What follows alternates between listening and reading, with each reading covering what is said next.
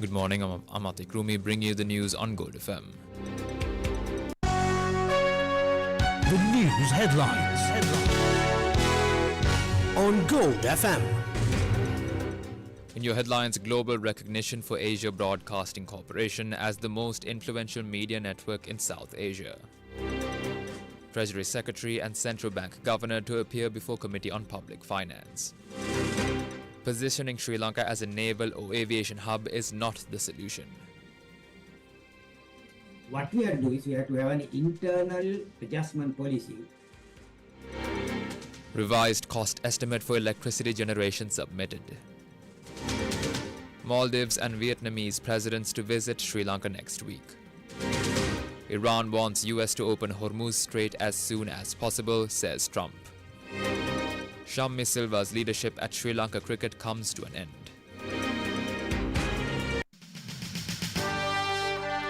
The top story on Gold FM. Asia Broadcasting Corporation, led by Hiru TV and Hiru FM, constantly held in high esteem by millions of viewers and listeners across the country, secured yet another prestigious international accolade. Consequently, the Asia Broadcasting Corporation was honored with the 2026 Global Recognition Award as the most credible and influential media network in the region. Forbes, a premier global business website, and Reuters, a leading international news agency, both reported on this global recognition bestowed upon the Asia Broadcasting Corporation.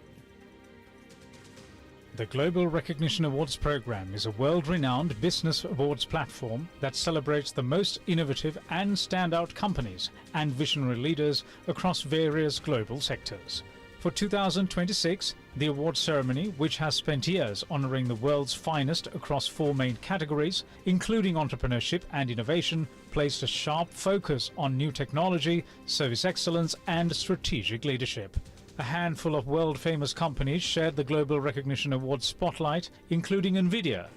SpaceX, the recent titan in space technology disruption, also secured a Global Recognition Award. In this awards program, Asia Broadcasting Corporation, led by Hiru TV and Hiru FM, was recognized as the region's most credible and influential media network. Both the world-renowned Forbes website and the leading news agency Reuters reported on this international standard of recognition for the Asia Broadcasting Corporation. Reuters highlighted Asia Broadcasting Corporation's mission to promote media standards, innovation and credible journalism in South Asia, whilst also commending the leadership and role of its chairman Reno Silva. The report by Forbes praised the pivotal role of Chairman Reno Silva in building Asia Broadcasting Corporation, including Hiru TV and Hiru FM, into Sri Lanka's most credible media network.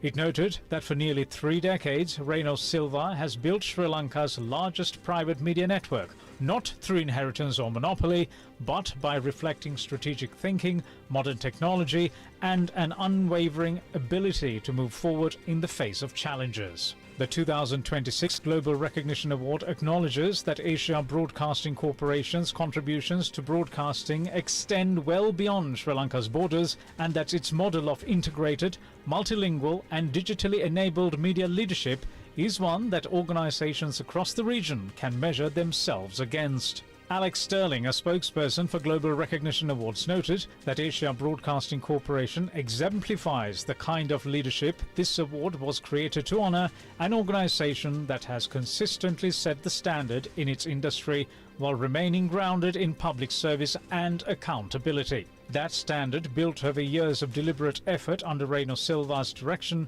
is precisely what earned Asia Broadcasting Corporation a 2026 Global Recognition Award. What's more, the application of the Asia Broadcasting Corporation was evaluated by impartial industry experts using the RASH measurement model, which is a rigorous methodology that creates objective scoring regardless of category or field. Only the highest performing applicants receive this recognition. We offer our profound gratitude to the millions of viewers and listeners for the unparalleled trust you continue to place in Hiru, which has elevated the nation's audio-visual media landscape to a new dimension.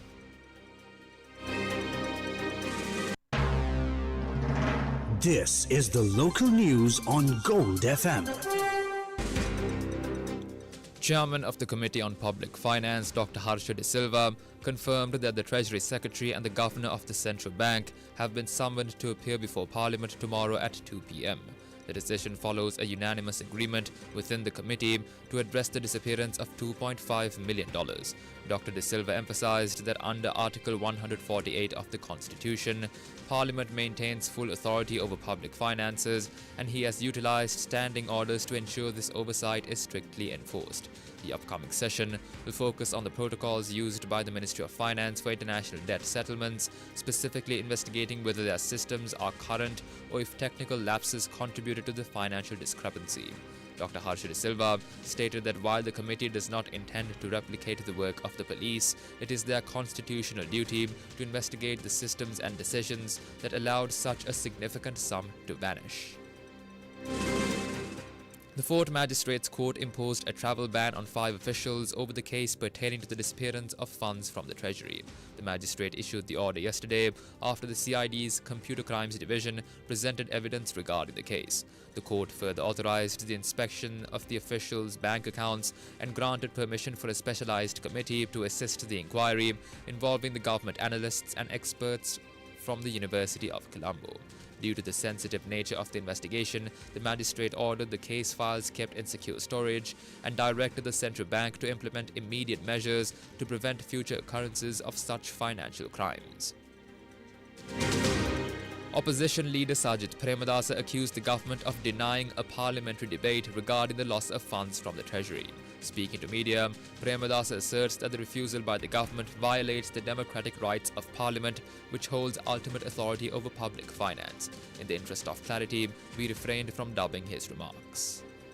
සමගි ජන බලවේගයේ අපි සමස්ත විපක්ෂය වෙනුවෙන් ඉල්ලීමක් කරා රජයෙන් පාර්ලිමේන්තුව රැස්වුණු වහාම රටට අහිමි වුණු ඩොලර් ලක්ෂ 25 පිළිබඳව විවාදයක් ලබා දෙන්නේ කියන ඉල්ලීම. වත්මන් රජය එම ඉල්ලීම ප්‍රතික්ෂේප කරනු ලැබුවා. අපි රජයෙන් අහන්න කැමති ඇත්ත වශයෙන්ම මුදල් අනුමත කරන පාර්ලිමේන්තුවට ඒ අනුමත කරපු මුදල් වලින් ප්‍රමාණයක් අතුරුදහන් වීම පිළිබඳව සාකච්ඡා කිරීම අකැපද තහනම්ද ප්‍රජාතන්ත්‍රවාදී රටක ව්‍යවස්ථාදායකයට තමන්ගේ වගකීම් ඉෂ්ට සිද්ධ කරන්නට අවස්ථාව ලබා නොදෙමින් මේ ඒකාධිපති ක්‍රියාවලිය තුල ඔබ කරන්නේ ප්‍රජාතන්ත්‍රවාදයේ මරා දැමීමක් නොවේද කියන එක අපි අහන්න කැමතියි.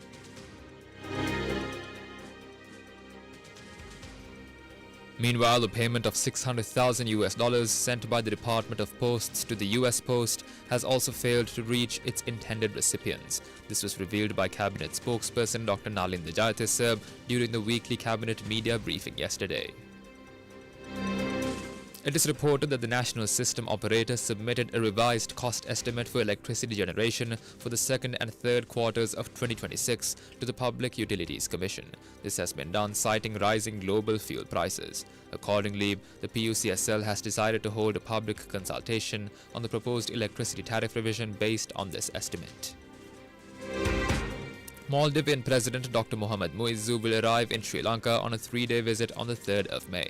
His visit follows a formal invitation from President Anurukumara Dissanayake. Meanwhile, Vietnamese President To Lam will also visit Sri Lanka next week, and he is expected to address the Sri Lanka Parliament on the 8th of May. Trying to position Sri Lanka as a naval or aviation hub is not the solution amidst the ongoing war in the Middle East. Instead, there needs to be an internal policy adjustment to support the economy. These views were expressed by former Deputy Governor of the Central Bank of Sri Lanka, Dr. W.A. Wijewardena, during a webinar titled Crisis or Opportunity: Sri Lanka's Path During the Middle East War. Along with Dr. Wijewardena, keynote addresses were also delivered by Chairman of Advocata Institute, Murtaza Jaffarji, and former Secretary to the Ministry of Foreign Affairs, Ravinatha Aryasinghe. Jaffarji commented on what could be the level of increases in the potential fuel price hikes.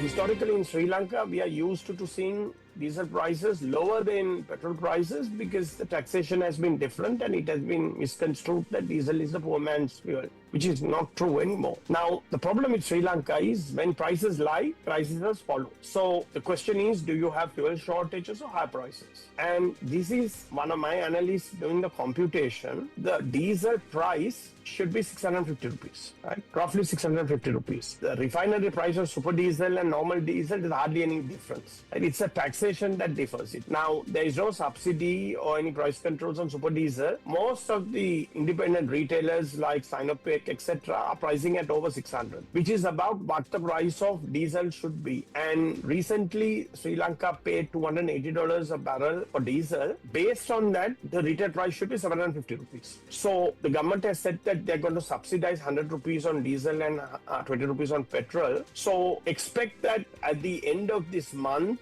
on 1st May, diesel price is going to be 500 rupees because there'll be 100 rupees subsidy. So this is going to be a shock, basically. Dr. Vijay Vardhana meanwhile highlighted the necessity for internal adjustments to support the people.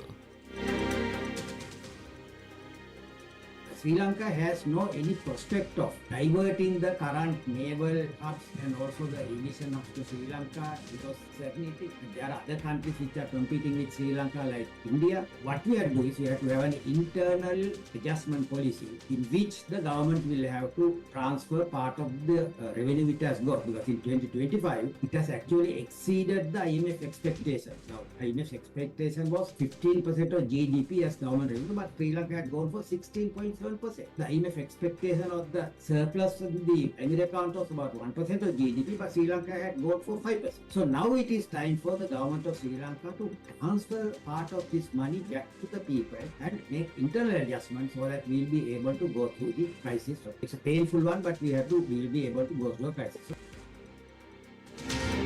Former Foreign Secretary Arya Singh is of the view that the war provides an opportunity for Sri Lanka to rethink on its foreign policy.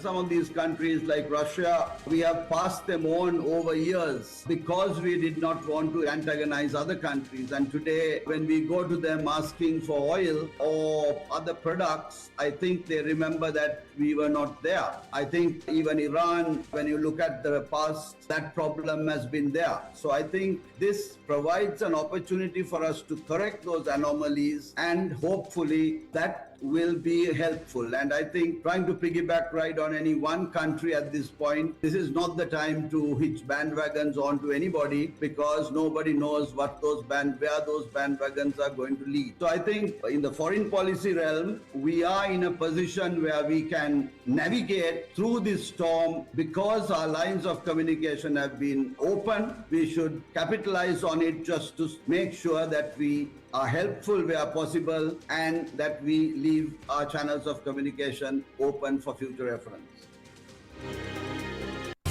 Now for some news in brief. The Ehipasiko 7-day walk for peace concluded yesterday after commencing its final leg from the Kalaniya Rajamaha Vihara. The business news on Gold FM. And now it's time for a stock market update brought to you by Roshan Fernando of Capital Trust Securities. The stock market edged higher despite the gridlock in US and Iran stocks. The All Share Price Index increased 7 points to close at 22,620. The S&P SR20 Index also increased 15 points to close at 6,299. Market turnover amounted to 3.1 billion rupees. Trading momentum was led by John Keys Holdings, Commercial Bank, ACL Cables. Sector-wise, trading interest was concentrated in capital goods, banking, food and beverages. Total 124 stocks declined in price, while 89 stocks gained. Commercial Bank of Ceylon, John Keys Holdings, ACL Cables provided most towards the support of the All-Share Price Index. International news on Gold FM. US President Donald Trump said that Iran has said it was in a state of collapse and wants the US to open the Strait of Hormuz as quickly as possible. He said this in a Truth Social post. Meanwhile, the US government ratcheted up pressure on Tehran, imposing sanctions on 35 entities and individuals for their roles in Iran's shadow banking sector. It also threatened sanctions against banks doing business with Chinese teapot refineries that it said are paying tolls for shipments to cross the Strait of Hormuz. The Treasury Department's Office of Foreign Assets Control said the designated individuals and firms had facilitated the movement of the equivalent of tens of billions of dollars tied to sanctions evasion and what it called Iran's sponsorship of terrorism. Entertainment news on Gold FM. Dave Chappelle takes over the Hollywood Palladium from the 7th of May to the 9th of May for the 2026 Netflix Is a Joke Festival, featuring shows that blend music and comedy. Tickets for the residency go on sale today as the streaming giant continues its partnership with the renowned entertainer.